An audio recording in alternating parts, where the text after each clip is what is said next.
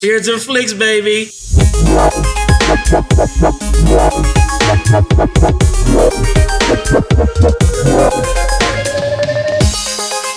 Okay, guys, welcome back to Beards and Flicks. My name is Brad Johnson. Mike Davis here as always. And we're joined by one of my best friends from the last 20 years, Jeff Warren. What's up, guys? Jeff came in from Oklahoma to visit, and I was like, let's have him on the podcast. We're talking about Four Brothers. The John Singleton directed crime drama. This movie has no sequels. No. This movie has no prequels. This is not a childhood movie that I grew up watching. This is a movie that Mike suggested, and I'm so glad you did. I watched it Wednesday night, and I haven't seen it since its release in 2005. Really? Right. Oh, man. So did you watch it this week at all to prepare for this? Yeah, I just said that. Oh. Say that again. I'm sorry.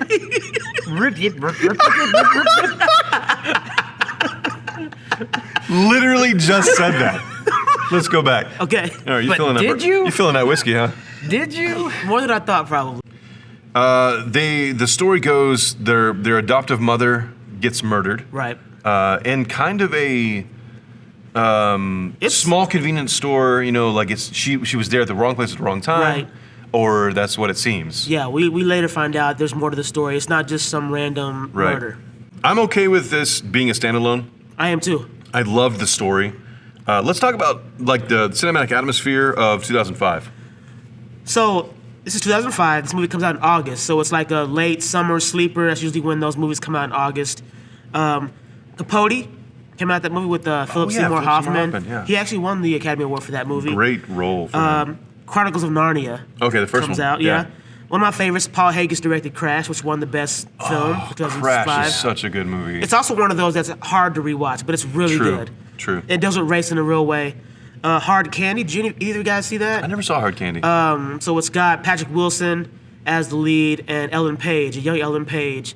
Is it like a catfishing movie? Like, what's the deal? Kind of. She plays this unassuming, young, underage, innocent girl trying to trap this pedophile. Oh. Yeah, so she gets to his house and chaos ensues. Wow. Yeah, but he has no idea. He has no idea that she's really somebody else.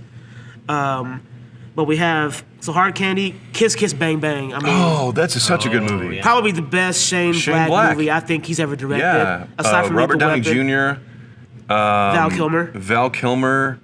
Michelle Monaghan. Yeah, Michelle Monaghan. really yeah. good in that. I love that movie. Yeah, and Batman Begins. Oh, okay. So it's the reboot of the reboot for Christopher Nolan's trilogy. Yep. And then we have Serenity. Oh, okay. Yeah, the Which Firefly movie. also in that movie is Yeah. the assassin in that movie is also in this movie Four Brothers as the villain, iconic villain. Right. Animated film Madagascar. Oh, you guys remember yeah, Madagascar? that was a series that became a series. Like, Madagascar comes It out, did. they made like 2 or 3 more, right? Yeah. Right. And we have King Kong. Oh, Peter Jackson's King Kong. Yes. With Jack. That has the iconic, with Jack Black, With Jack you're right, Black, Jeff. yeah. It has the iconic Tyrannosaurus Rex King Kong Yeah. fight. Oh yeah. Which, that was the first time we'd seen something And I think to that I scale. think that scene was the genesis for now we're trying to get like the monster against monster movie where Yep. they're working on the King Kong versus Godzilla movie. Right. I think that was the genesis for that idea. Yeah. Right. That's in the whole, like, Kong Skull Island Yeah. universe. Yeah. Godzilla universe. Yeah. Which to me was better than the newer version with Samuel L. Jackson and what's her name from Captain Marvel. That's Kong Skull Island. Yeah. So, Yeah. but to me, the Peter Jackson movie was superior to that. Oh, I agree. Yeah. Yeah, I agree. Yeah. Okay, so John Singleton, director. So John Singleton. So this is, to me, this is his last great movie, and ironically enough, he only does one feature film after this, and then he goes to television. What does he do on TV? Just a lot of bits. He's directed a couple episodes of Empire. Okay. With Taraji P. Henson, who's also in this. In this movie, yep. Terrence Howard. Okay. And most recently, before his untimely death in 2019, he was one of the creators for this TV show. My favorite is called Snowfall. Oh, okay. It's about the rise of crack cocaine in California in the 80s during the Reagan administration. It's basically it's loosely based on true events. He was a part of creating that show. He directed a few episodes, and then, like I said, obviously he passed. So when were you first introduced to John Singleton movies? His very first movie, 1991, Boys in the Hood. polarizing film, even to this day. You know, it's one of those. It was one of those movies that came out and really gave you an inside look at what it's like a day in the life in the hood and in California. Would you say that John Singleton is an inclusive director? I would say that, absolutely. I really would. I think he does a good job at including different races and kind of leveling the playing field in his stories. Right. And you have in this movie, Four Brothers, you have the two white guys, the two black guys that are all being raised by this single white woman, right, who's like elderly, but she instilled in them some great morals and some values. great morals and values, and they all kind of went their own separate ways, and they all come back for this funeral, for their. So let's dive into this movie. So Jeff, tell me, do you remember seeing this movie in the theaters? This one was kind of. I had to look it up again because I've only seen this movie maybe twice. Yeah. To me, it comes off as another Marky Mark movie playing a Southie, which is just right up his alley because that's where he grew up.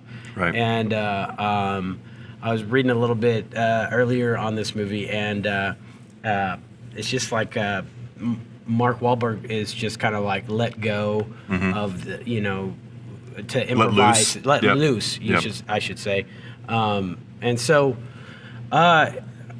It was a good story, but it's just it's one of those movies that really just didn't make an impact on me. Yeah. I don't know why, but I don't know. For me, it was a story that kind of says, just because they're not blood doesn't mean they can't be your family. I think I've heard the phrase "blood is thicker than water," but you need water to survive, right? Yeah. And I think that's very relevant when we're talking about this particular movie because. There are two white guys, two black guys, and they are brothers because they're raised in this household by this woman. And it's ultimately what brings them back together because out of the four brothers, only one stayed in this Detroit. It's taking place in Detroit. Andre 3000's character. Yeah, he stays. The other three leave and do whatever. I think Tyrese's character, Angel, he joins the military. Yep. And he comes back. Yep. Jack, the youngest son, he tried to make it big as like a rock singer, rock band leader. Right. And we don't really know about Mark Wahlberg's character that much. Yeah, he leaves and comes back, and we don't know where he's been. Right. Yeah. But in trouble with the law a bunch. He's obviously the worst of the four. And that kind of shows, this is really his film. It's almost like Gladys Knight and the Pips to me because it's Mark Wahlberg and then these three guys. Yeah. Even though each of the four brothers gets their moment to shine, this is definitely a Mark Wahlberg tentpole, right? And he gets his moments to shine in it. I think you even said that Mark Wahlberg's most of his lines are improvised, or all of his lines in this film. Yeah, the trivia that I read that all of his lines are improvised, and John Singleton was trying to do the same thing with Garrett Hedlund. Garrett Hedlund had some trouble with improvising, so Mark Wahlberg and John Singleton helped him kind of get into his role. I think Garrett Hedlund he's the youngest in the film, and I think he's the youngest in terms of being an actor in his career.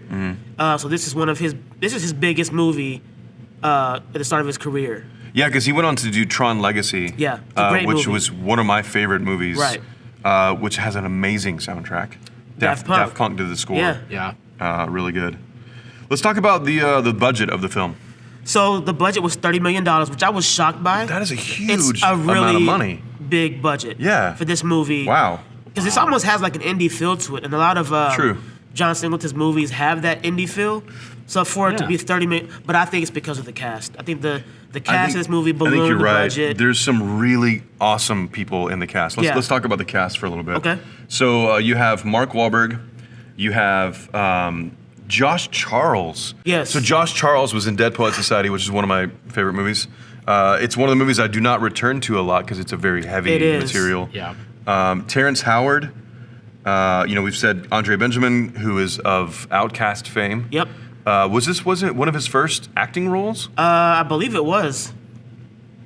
So going back to his page, there's a lot of things that he's, as a performer. A lot of heavy hitters in this one that have gone on to some good movies. I mean, Tyrese Gibson's in this. Of Fast and Furious. Franchise. Sofia Vergara is in this. This is like young Sofia. She'd only been in like 3 or 4 movies before this movie, including one of my favorite movies called Big Trouble, which is a Tim Allen vehicle. Oh, right. Barry Sonnenfeld directed movie. This was before she was on Modern Family. Yep, way before. So this is kind of the introduction to her as an actress. And there's a lot of John Singleton and Tyrese ties going forward in this. Fast and the Furious, of course. Too Fast, Too Furious. Too Fast, Too Furious. Brad's favorite of the franchise. Too fast, too furious. I gotta ask you, why do you say it like I don't know. You're mocking the film. Yeah. It's the worst of the franchise to me. I don't even think I've seen that one. Do you think it's worse than Tokyo Drift?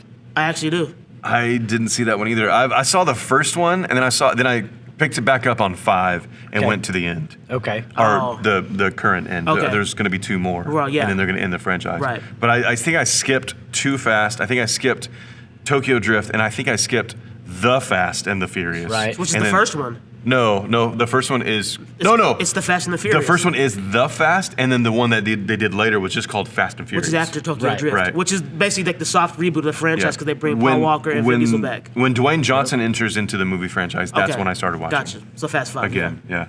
Chiwetel how do you say his name? Ejiofor. Okay, so Ejiofor. he plays the villain in this movie, and Very Denzel Washington-esque type villain. man, his role is really good. I believe you're right when you say that because he sounds like Denzel. Yeah. And he doesn't come into the film until 45, 50 minutes Yeah. in. Wow. He's a British guy. He's been in several movies: 12 Years a Slave, 2012, Maleficent, The Lion King. The same new year one. as Four Brothers, he's in Serenity as the villain again. Yeah, and that was a movie based on the series Firefly, which you are pretty familiar with, right? I love Firefly. I think they weren't given a chance to wrap everything up in a bow. I can't remember the specifics, if it was just a straight out cancellation or if they were affected by the strike or a strike of some sort or lockouts. But I remember it just landing and all the fans were going, okay, we're gonna get something else to kind of tie up all the storylines. Nope, that didn't happen. Oh, we're gonna get a movie. Right. Awesome. No, we're just gonna get more questions on the movie. Right. And really didn't get. I really think that is still just hanging out there. I think there's a Firefly. That's just hanging Joss out Whedon, there. right? Yeah. So Joss Whedon went on to do Marvel movies, went on to do some DC movies. Right. Star Wars. No, you're thinking of J.J. Abrams. I'm thinking of J.J. Yeah, Abrams, Joss Whedon. He started. He got it. That's right. He got his That's right. start You're right. in Buffy. Right. Oh yes. Right. So Buffy's kind of where he joined the television genres. Did he go on to Angel or I think he probably executive produced Angel. Okay. He did Dark Angel with Jessica Alba. Okay. I believe that was his. Okay. Which Yeah. was also a Fox series as well as Firefly. So at that time, Fox, the network, was notorious for canceling shows early on in their run, but not giving the shows a chance. Right. Yeah. So that's another one that, was canceled too soon. This movie includes Terrence Howard. Terrence Howard's fame comes from Hustle and Flow. He was in Crash the year before this movie, man. Yep. which we talked about previously. He began the Iron Man movies as roadie, but was replaced by Don Cheadle, Right. which I think was a good move. But there's several rumors about why he was replaced. I think he asked for too much money, or Yeah, and then I heard that RDJ got the money Terrence Howard asked for, and Yeah. so on and so forth. Did you guys watch Empire? No, it's not for me, man. I'm not. It was a lot of drama in that show. That's what the story's about, and I'm not really about that type of drama that's portrayed in that show. Yeah. All right, so Four Brothers, some more on the cast. Taraji B. Henson. Yeah. So interesting fact about her is she's also in the Tyrese film Baby Boy, which also was another John Singleton film. Yeah, there it is. She looks like my first ex-girlfriend. Oh. So I've always had an affinity for her. Oh, okay. That's cool. I loved her. Loved her. Hidden Figures. Yeah. Oh my gosh, what an amazing movie. I haven't seen Hidden Figures. What? Oh Yeah. my gosh, we're gonna stop. Yeah, right we're now. gonna stop recording. We're so gonna you can go watch that I was movie. like, Brad, get out. Yeah. Get out. Jeff's gonna take over. Yeah, Hidden Figures. My love for this movie. I grew up in North Houston, so NASA and the space race and the space, everything space, the space shuttle, all that there. I grew up taking field trips to NASA. Yeah. And so I still to this day have a great love for the space program. I love what SpaceX is doing. Getting a little off topic, but Hidden Figures. I love the stories that are not told.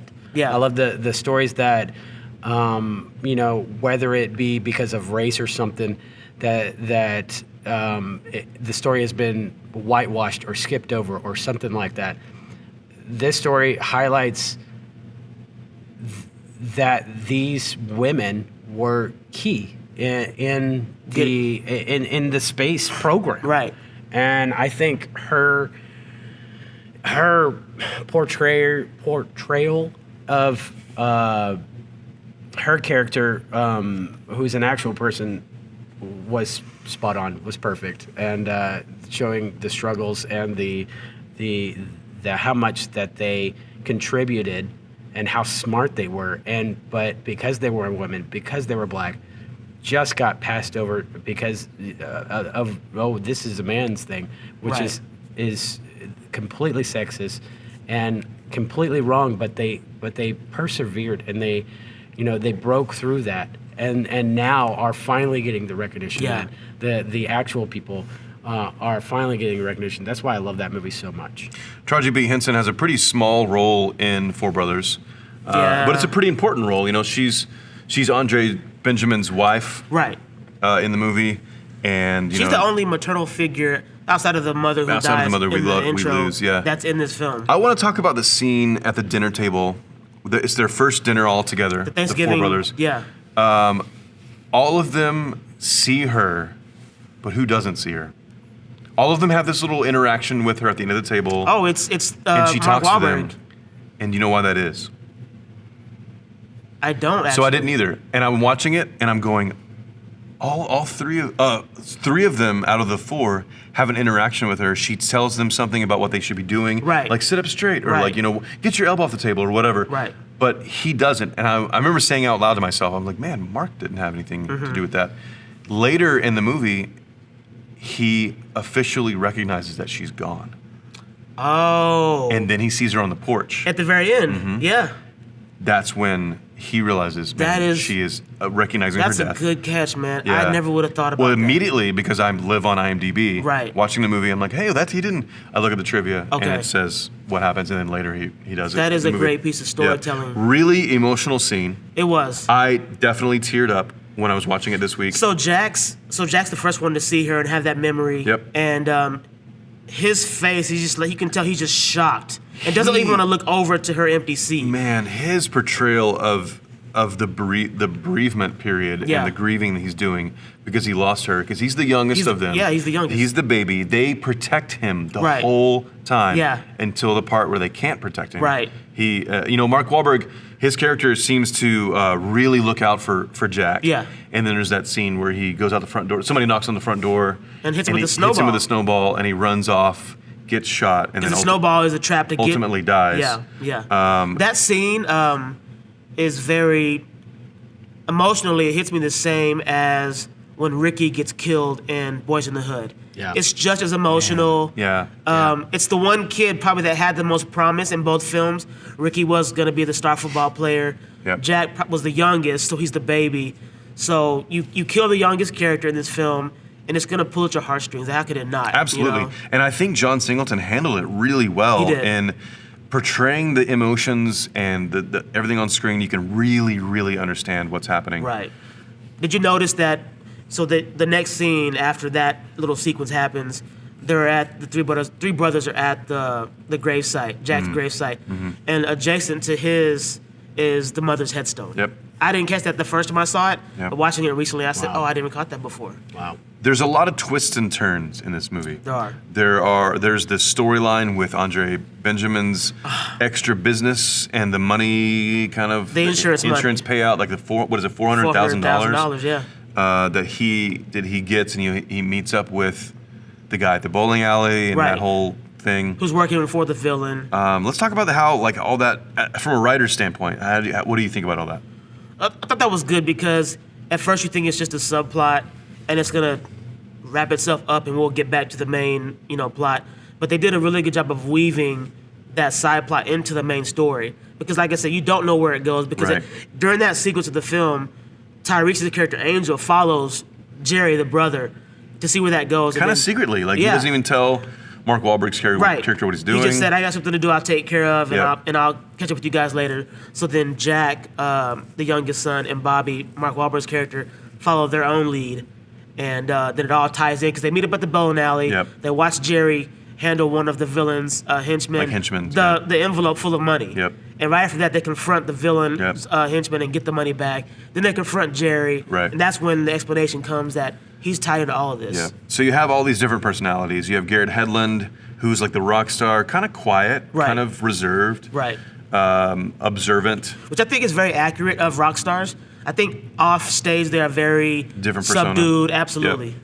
Then you have Andre Benjamin's character, who's like really made something of himself. Yeah. Like he struggled as a youth, and then like really wanted to strike on his own and make a name for himself. And he's a family man. He's got 2 little He's got girls. a He's married family. with a wife. He's Yeah. the only one with a family. That's true. Yeah.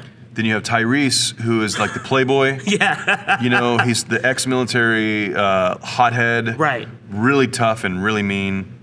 And then Mark Wahlberg, which is the what? How would you describe him? I mean, he's like the alpha male. He's the alpha male. He's the maverick of Definitely the film. leader. Yeah. He's gonna call the shots, and you're gonna go with what he says, even if you don't like it.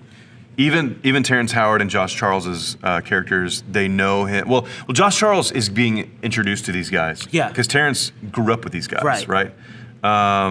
And then the villain they all knew from childhood Yeah. too is like a famous guy's son. Right. Another And- gangster's son. Yeah, a gangster's son. Right. Who got bullied a lot. By his uncle, and he kills his uncle, takes over the business, Yep. and now he's the hotshot gangster in town. Right. Fun fact: Brad Pitt and Vin Diesel were considered for Mark Wahlberg's roles? Mark Wahlberg Role. as Bobby Mercer. I don't like that Interesting. at all. And another fun fact, right up your alley, Brad, with the Hot Wheels car. The crash scene was planned out with Hot Wheels before they actually did it. Really cool scene. That's one of my favorite scenes. Like they the- talk about the chase and then they crash. Yeah. And then they They kill those two him, guys. and like that stuff. Like Garrett was like, "Are they dead?" Yeah. Jack was like, "Are they dead?" And obviously he's not a part of that life. No. You can tell how Tyrese and Mark Wahlberg's like past. They're still those same guys They're from gangsters. when they were little Yeah, kids, yeah. right. And they try to drag, Jack into it. Basically, not to bully him, but to say, this is for mom, right? Yeah. So it's like, it's one of those things, questions of how far would you go to seek vengeance for your mom that was murdered? Right. That's a great scene because when they're chasing those guys, obviously it's Detroit, it's heavily snowing, roads are iced over, both cars are sliding, but they're speeding, Yeah. and so Bobby yells at Angel. He's like, "Get him, Angel! Get him! Yeah. Shoot back!" And he's out the window and he's shooting. Yeah. He's shooting bullets at him. Getting some shots. Like He does. Hitting some. He hits the driver, I think, in the shoulder, shoulder, yeah. and eventually he catches up. They catch up to the car, hit the car. The car goes over another car, like Yeah. kind of wrecks or whatever, and then they get him and Yeah. take him out and get their And they wallets tell and stuff. Jack. They get out the car. They tell Jack to stay back. So again, they're trying to protect him, but And it's really snowy, and Jack can barely even see what they're he doing. couldn't see what's happening because Yeah. they go so far ahead in the snow. He can't see. Right. Yeah. To that, the really cool technical thing that all the snow, the falling snow, all real. No fake snow was used in this, I love in this that. movie. I love that. It was everything on the ground, everything falling was real, Yeah. and so that adds to the movie. Yeah. That's an extra little twist. What about that scene where Mark Wahlberg goes into that basketball game? That may be my favorite scene. He's like, "I got the rock now." Yeah. That's the one Yeah. that sticks out in my mind. Yeah. Because They're it's just- right after the He's trying to find witnesses. the and- gut wrenching scene. They watch the video of their mom get murdered, that which is scene. a really sad scene. God, that scene is so emotional. They even cut to each of the brothers' faces while they're watching the video. Right. Mark Wahlberg's got tears in his eyes. The Yep. other brothers, I think Jack looks away, or Tyrese looks away. Jack can't watch. Yeah. And then they all storm out, and then Mark's like, she was set up. She was set up. And they try to go find this witness who saw the murder or knows who's involved. And he happens to be at this high school basketball game. Yeah. And I love that they charge into this high school basketball game. Wahlberg walks in waving a gun, and the referees are like, "Hey man, what are you doing?" Da da da. Yeah. No one's trying to leave or run or call security because this is like an inner city. You know, Detroit's known as like a rough area. I mean, if you've seen 8 Mile, Eminem's from that city. It's a rough area. And the crowd's yelling at him, "Hey man, get out of the way!" Man. Yeah. And he starts doing this move with the bag. He's like, "I got the rock now. What's up? I got the rock now." Yeah. Then he starts talking, and what happens?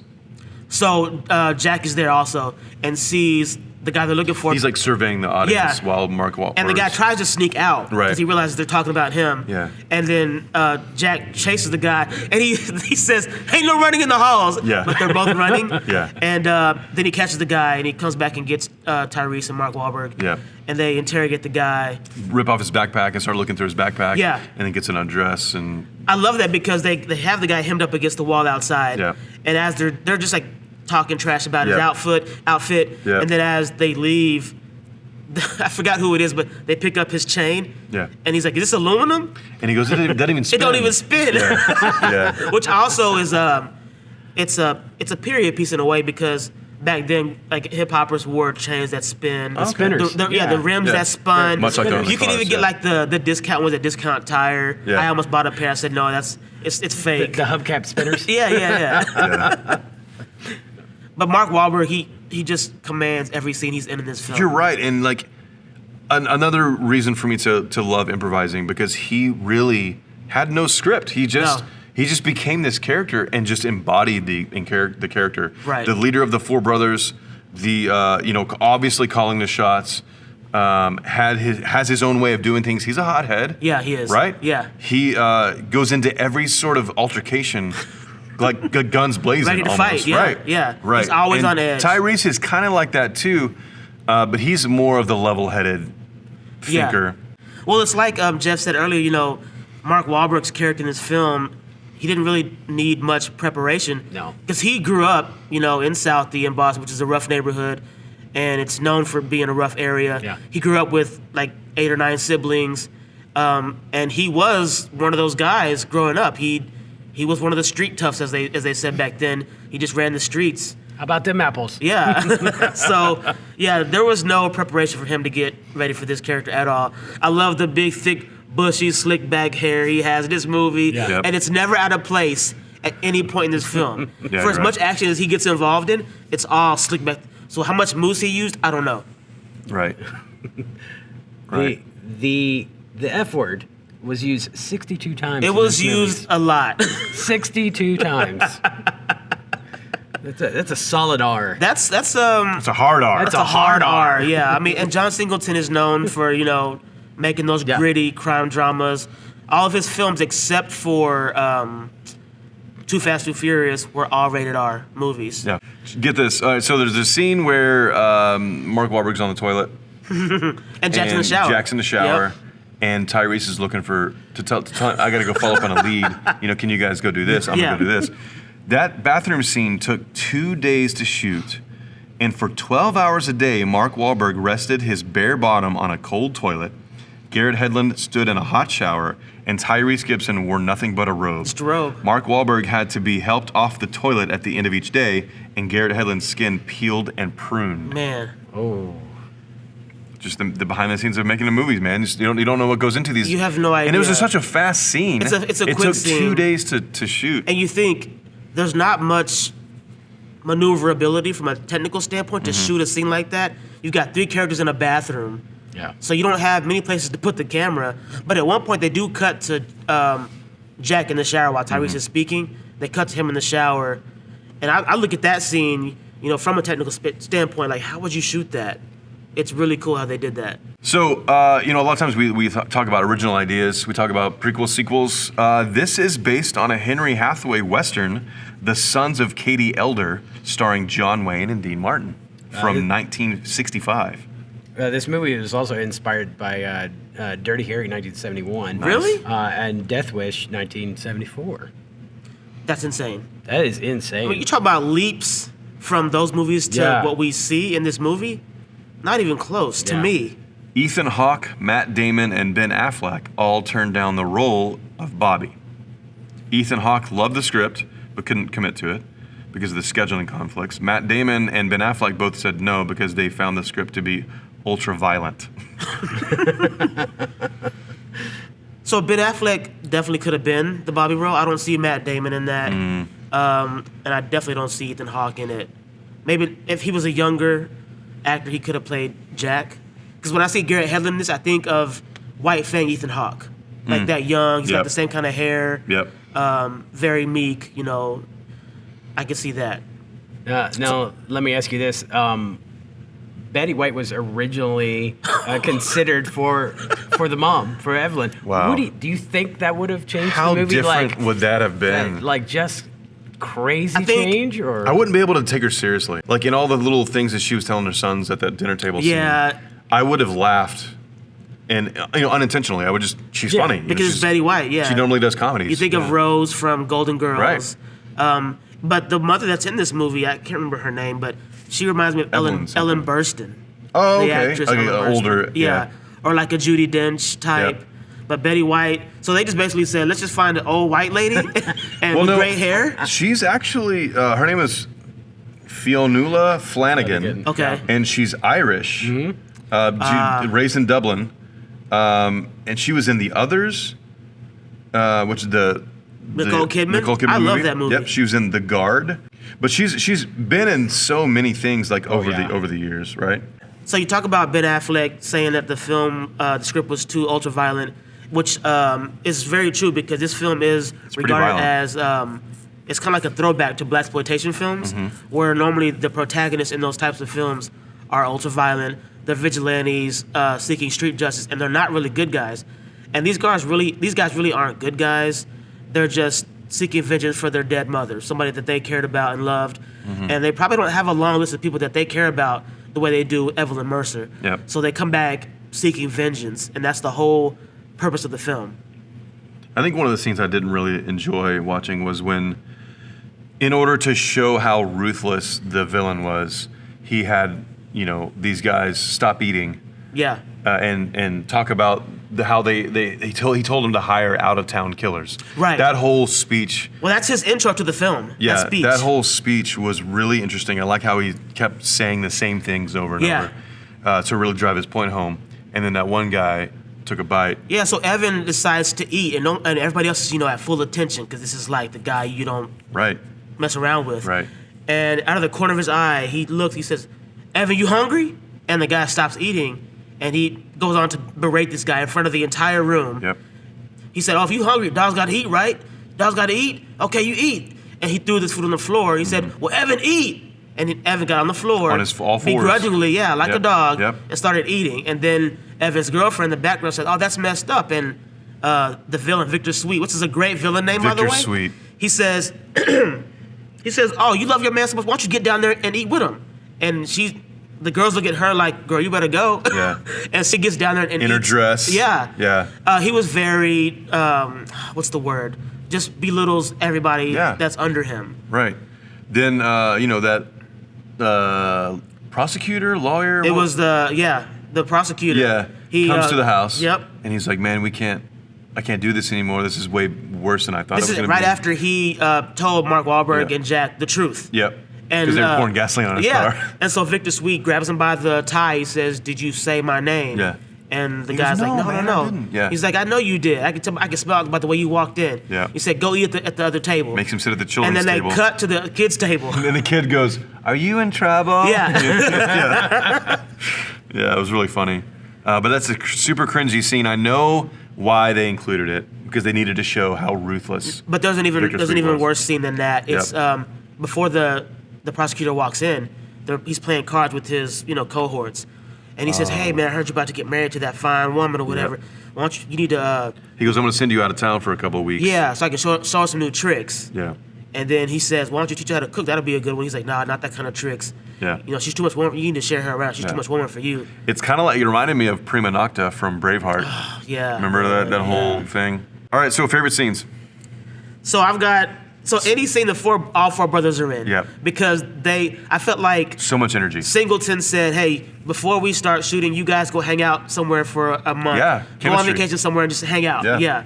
And I feel like with guys like if you see Wahlberg and these guys in interviews, they're really easygoing, easy to talk to, approachable. So you put these guys together, and they do become a family. There was no clashing of personalities. Not at They all. were all on the same energy. They tease the Jack like they really would. Which was all improvised. Of course, Yep. of course. But they tease him constantly that they make gay jokes about him, and that's how you would tease your young brother. Yeah, called him a cracker. Yeah. Yeah. Yeah, so ironically enough, Mark Wahlberg makes all the black jokes in this movie. Yeah. I like his role, man. I really enjoyed seeing him in this movie. It's good, and I was telling Jeff earlier off mic that when I saw it in theaters, I walked out looking for a fight. I was just so Right. amped up on testosterone. Right. Yeah. That, and you know- man, when they decide to like really seek out justice, Man. I was sitting like rooting them on. I was Yeah. like, yeah, let's Yeah. do this. You know, like it was so good. I It's just loved amazing it. how movies can make you root for not necessarily the villain, but things you would never do. It's not in your nature. Yeah. But you root for these guys. you Well, I know? mean, it's just justice. That's you know, all like it it's is. these guys were seeking revenge for their mother being slain, and Yeah. you really felt that. Yeah. One of my other favorite scenes is obviously the shootout in the house, Oh man. which leads to Jack's Those death. ex-military guys that have all their Yeah. like major weaponry. Yeah, right? they've got some real guns.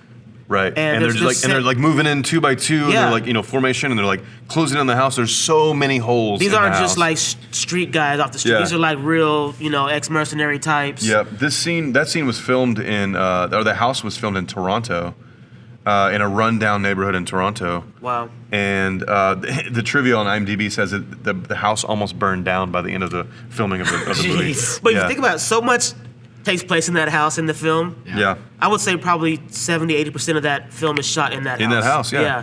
And it looks old, but it looks comforting. Yeah. And the scenes Oh, that they it fits show. the mom's personality. It does. fits her the whole upbringing of all them. Right. And I love in the beginning, one of my other favorite scenes. So, they all kind of laughingly joke as they walk up to the house. But the second they walk in the house and it's empty, it's silent, and the looks on their faces, you can tell, like it hits them that, oh, mom's not here. Yep. The joking stops, the Yep. whole tone changes. And Bobby's like, hey, Jack, you take your own bedroom, I'll sleep in mom's room. Then they cut to him, and that sad song is playing, and he's in tears. Yep. Yeah. It's a really great series of scenes. Favorite scenes. The ones that do stick out to me that are funny and great. The basketball, definitely. The basketball scene. Yeah. But the one that was in the trailer, that one I do remember with they're pulling out guns from the trunk, and it's from the perspective of the trunk. Yeah. Which I'm all like, Yeah, it's good. great job, Yeah. camera guy. Yeah.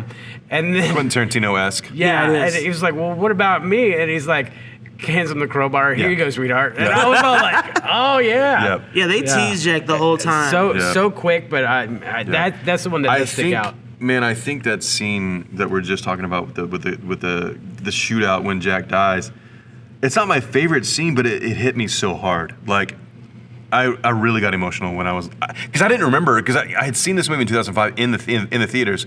I think I've seen it once since then, but it's been a long time. It's been a while, since since I've seen it, and that scene where he dies really impacted me. Well, like I said, it's very reminiscent of when Ricky dies in Boys in the Hood. Yeah. It's Big scene. It's Yeah. just as emotional to me Major as death, that. Yeah. major Oh, yeah. loss, really propels the story forward, because that's when they're like, as soon as he dies, Mark Wahlberg grabs the gun, walks over to the guy that's in the car still, Yeah. and he's like, I don't remember what was the question.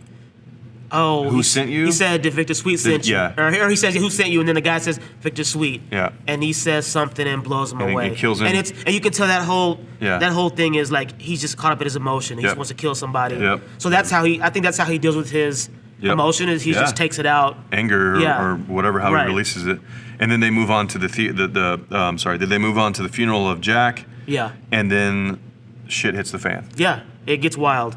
I love when so before the basketball game scene, the night before, they raid this underage party looking for the initial witness that they find at the basketball Right. game.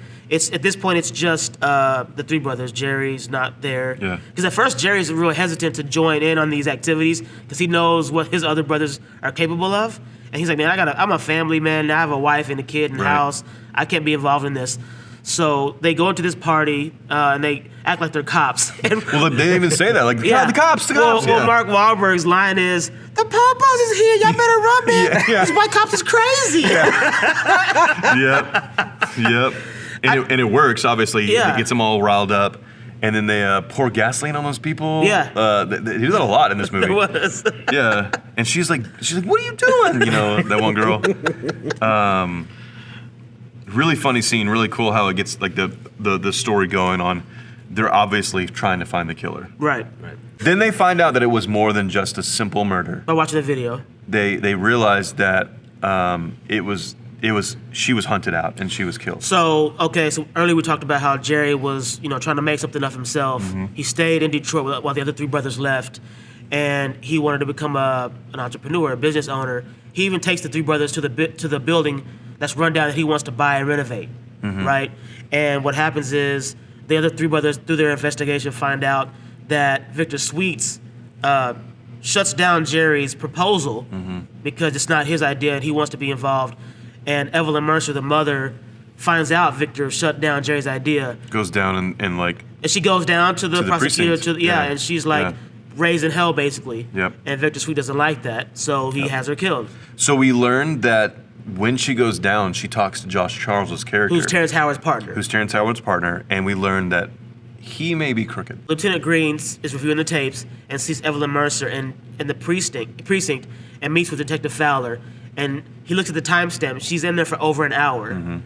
And that's when he realizes, okay, something's off. There's a report that was made that Fowler didn't tell Green about. So he's starting to put the pieces together. And this is all after Jack's death. So they're just starting to really happen really quick. Coming together. And wrapping up. Yeah, the bigger... So we're talking about favorite scenes. Yeah. I didn't mean to cut you off. No, go ahead. Okay, my favorite scene I really think is when Fowler goes to confront... I'm sorry, when Lieutenant Green goes to confront Fowler at the pool hall. Yeah. And the way that they're talking about, like it's all metaphorical. Right. He's like, I think your stick is crooked. Yep. He's like, no, worked just fine for me. Well, even before that, he says, I haven't played a game like this in a long time. I haven't played a game like this in a long time. Because he's starting to put together that Fowler is probably crooked. Right. Hits Fowler with a stick. Yeah. Gets him down. Shoves him outside. Shoves him the outside. back door. And I hate what happens next because it's one of those moments where it happens in my favorite film of all time, Collateral.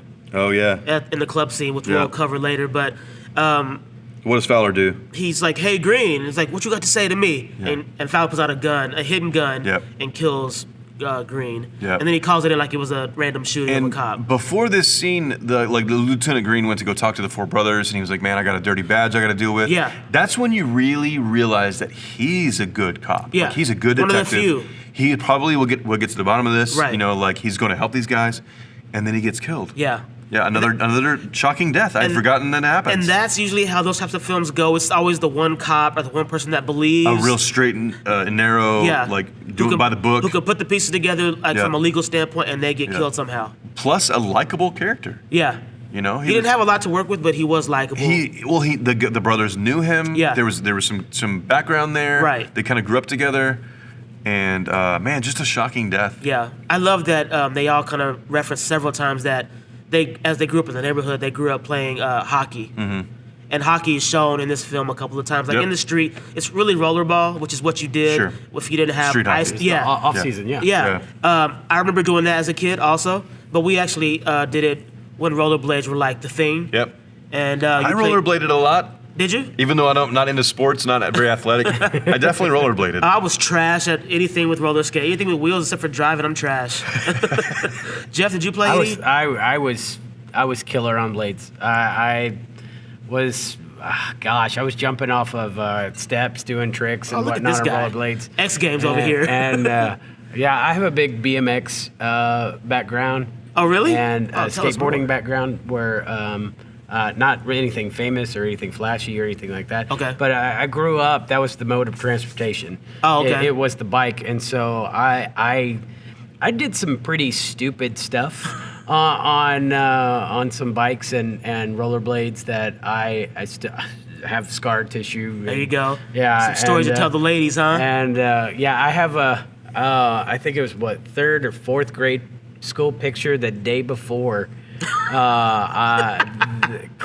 school pictures, I just face planted over the handlebars of my BMX, just from forehead to chin, scraped it up. Oh my gosh. And then my mom was like, yeah, whatever. And so it is what it is. And so she put me in my little sweater vest and I'm all smiling, and I have scabs just like from my forehead to like going beside my nose and my chin. And I still have that picture today. And man, yeah. If only we had video, we could post that picture. Yeah. But going back to the mom, the actress Flanagan, I recognized her, and I'm a big nerd. I'm a big Trekkie. I'm a big Star Wars, Star Trek nerd. She has recurring one-offs on Enterprise and Next Generation, and I was like, "There it is. That's what I know her from."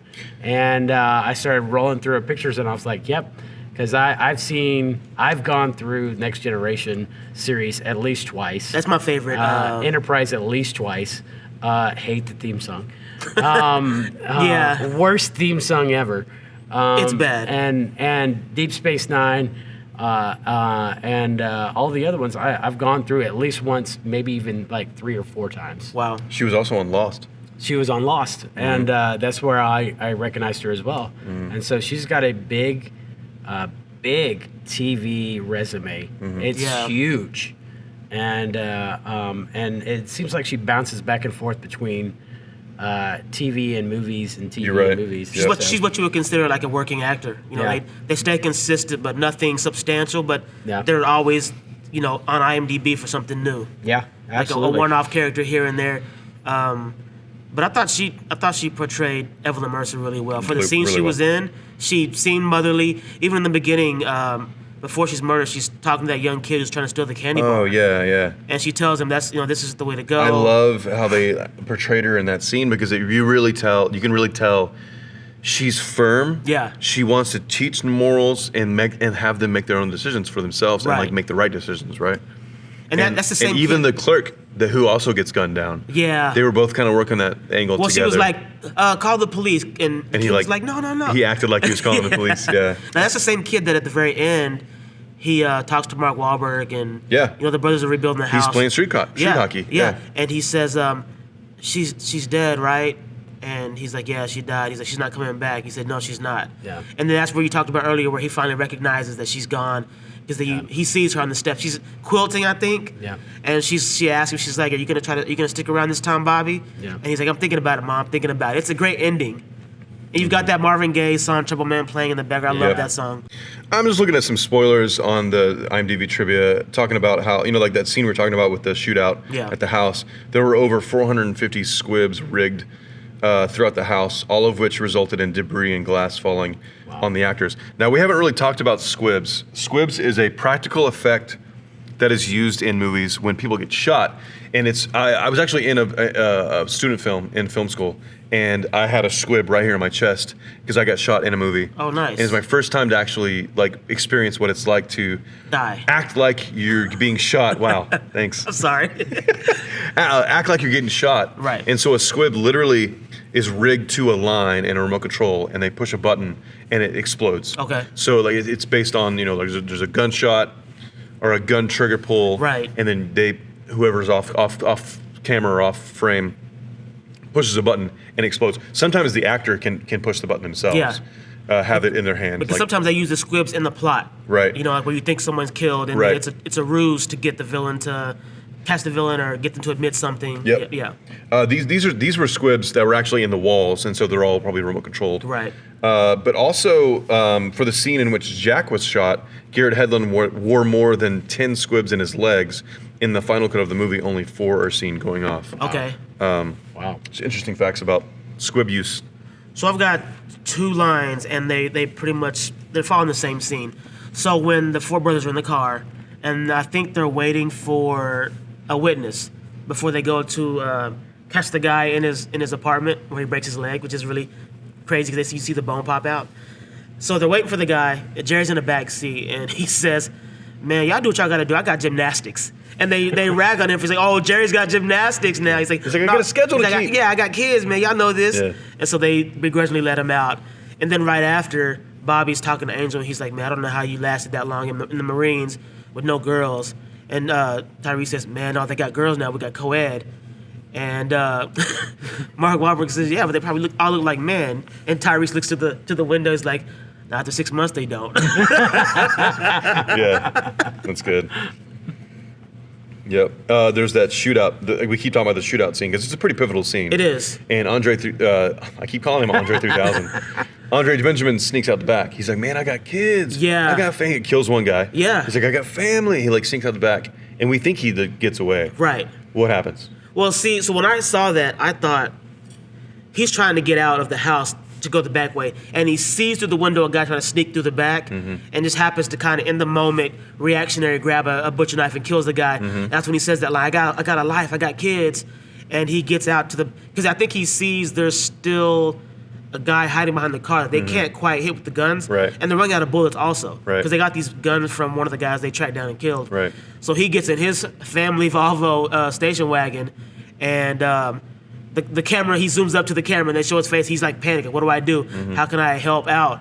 And he rams the car with the guys in it. They're trying to get away. Like a last minute move. Like a save the day because Yeah. they were going to run over Right. Bobby and Angel, who were tending Yeah. to Jack's wounds. Yeah, and Jack, man, that the reason why it was so emotional is because Jack is yelling, "Bobby!" yeah, And the he's whole like- time. He needs, and he's like, "Hold on, Jack, Yeah. hold on, Jack." Man, that was so emotional. The tension in that scene is so good because, like you said, he's screaming for help and you can't get to him. You got to deal with these guys first. Yep. It's a really good scene. Was this John Singleton's best movie? No. What is? I'm going to say, for me, it's a toss-up between his first movie, Boys in the Hood, and then 4 years later, he does Higher Learning. Yeah. Which is Both great films. Yeah. Yeah. And they both deal with racism in a different way. I think I may have to say Higher Learning because it deals with racism from the black side and the white side. And it's just a really good movie. I think I have to say Higher Learning for sure. What about you? I'm looking at his movies. I really liked Four Brothers. I haven't seen all. I mean, he did Too Fast, Too Furious. He did Baby Boy. He did Shaft. Poetic Justice, Rosewood, Yep. which are all really good movies. But I think I related to this movie Yeah. the most out of all those other movies. Yeah. And I really just enjoyed the casting and I enjoyed Yeah. the story. It was just really good. I wish that there had been more scenes with all four brothers together. Yeah. But I get why they had to keep splitting Jerry off on his own. Right. And they had a story to tell overall. Yep. Jeff, what about you? Best movie for him? No. I'm such a huge Samuel L. Jackson fan. Okay. That it's a toss up between Shaft. Really? And Black Snake Moan. He was a producer. Oh man. Okay. And I'm all like, oh man. Black Snake Moan. What a movie. What a movie, Man. And I'll take those two. Really? Over this one, yeah. Wow. And because it's just like I said from the beginning, this was one of those movies that just didn't make a big impression on me, and like I've only been back to watch it one other time. Mark Wahlberg. Mark Wahlberg's best movie? Oh man, that's tough, man. Oh, The Departed. The Departed. Yeah. Yeah. I mean, it's an ensemble cast. Yep. But I love his character in it. It's very Bobby Mercer, that character he plays in The Departed. I've really grown to enjoy his roles. Like he's been in so many movies. He's been acting since early 90s, yeah. Yeah, and I think his transition between going from a rapper standing in his underwear in a J. Crew or whatever. I think it was Calvin Klein or whatever. Klein, yeah. And then, transitioning into acting and really found his voice in acting, really found his characters, and I really enjoy watching him on screen. I don't think this is his best movie. Yeah. But No. I don't really know what his best movie has been. Really? Oh man, there's just so many. I really enjoyed him in the fourth Transformers movie. I think that was a really good role for him. I know it's a serial. I know it's a episodic. What? I saw something on his IMDb that I've got to talk about.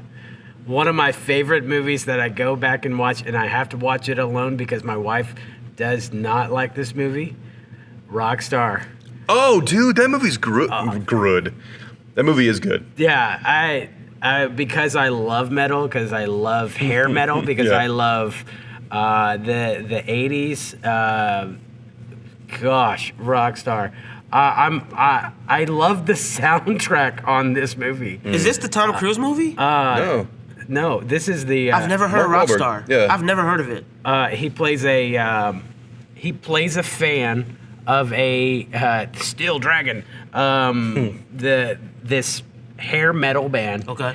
And he knows the songs, and he knows everything they do down to what they wear, when they did it. He's a super fan. Okay. And he is front row at one of their shows.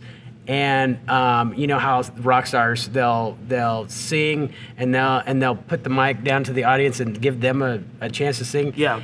He has such a voice that they went, what?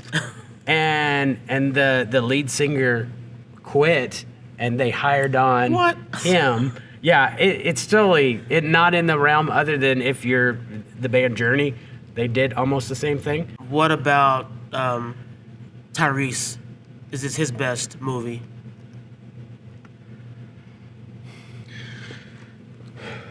You guys go. I'll get this. I don't know. Like, I really also enjoyed him in Transformers.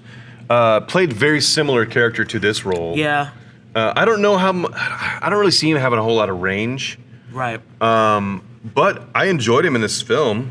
I'm gonna go with another John Singleton movie. It was Baby Boy. Well, Four Brothers, I recommend it if you haven't seen it. Really good story, really good acting, really well produced, really well directed. Anything else you want to say? Street Justice. I love it. I'm here for it. Yeah. If the same thing happened to me, I lost my mom, biological or otherwise, I'm doing the same thing. That's just the way I'm built. Like, you raised me. Yeah. You taught me the things that I know that are gonna take me places in life, and I get that news. I'm coming back. I'm gonna raise hell too. Sorry. Agreed. That's just. I don't even know what to say to that. That is just something that is inside of you that you got to do something. Yeah, you have to. You can't just stand by and wait for the legal, way to play itself out, because you don't always get the resolution that you want. Yeah. It happens more often than not.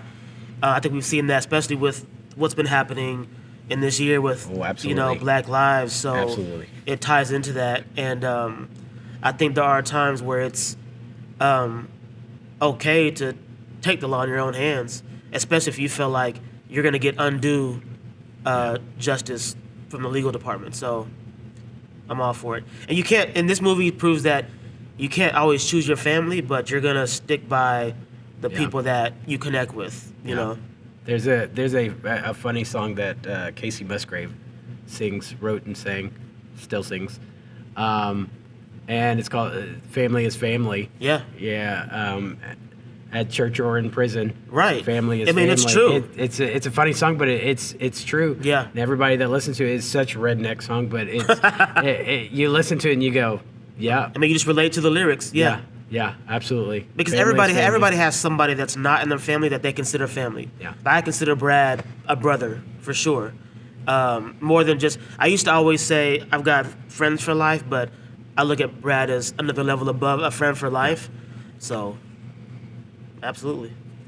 Great movie though, guys. Great check it out movie. if you haven't seen What it. made you think about choosing this for this podcast? A mutual friend of ours mentioned it to me a few weeks ago, and I was digging through the crates literally of like my old DVD collection. So I have a grocery bag, or actually 3 or 4 of them, full of my favorite top DVDs I used to revisit, and it was sitting on the top. Nice. And I said, "Oh, this is a good one. I want to do this one." And I hadn't seen it in a while, so it was nice to just revisit that.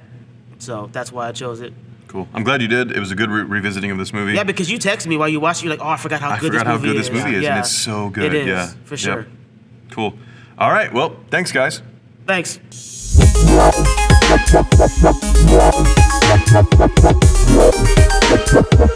Wow.